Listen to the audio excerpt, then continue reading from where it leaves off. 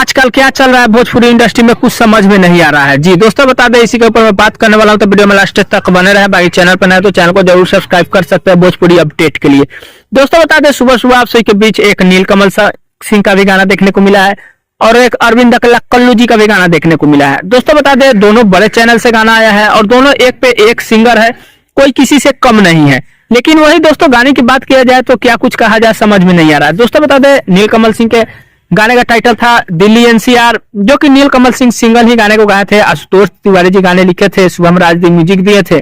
गाने में आप सभी के बीच नीलकमल सिंह के साथ साथ श्वेता महाराज जो है एक्टिंग में बहुत ही बेहतर एक्टर है, जो कि आप सभी समझ रहे हैं।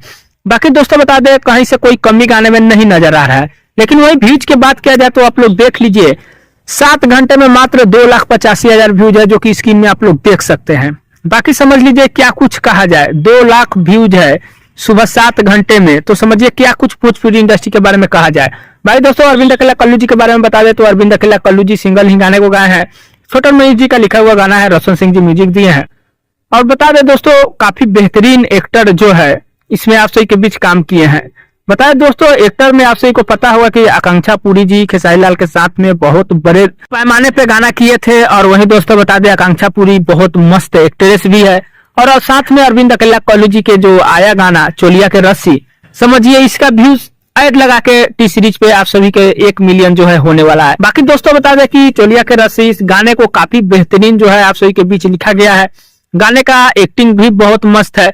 लेकिन व्यूज की बात किया जाए तो अगर ऐसे नहीं चल रहा है तो ऐड लगा के बढ़ाना है, जाहिर सी बात है, वो सब अपना अपना कंपनी का मतलब होता है, ऐड लगा के बढ़ाना है। लेकिन वही बात कर ले नीलकमल सिंह के गाने के बारे में, तो कोई ऐड नहीं लगा है। जो भी व्यूज है रियल व्यूज है, आप सभी समझ सकते हैं। बाकी इसमें आपकी क्या प्रतिक्रिया है कमेंट बॉक्स में जरूर बता सकते हैं। वीडियो पसंद आया लाइक जरूर कर सकते हैं, चैनल पर नया सब्सक्राइब कर सकते हैं। मिलते हैं नए कोई अपडेट में, तब तक के लिए धन्यवाद।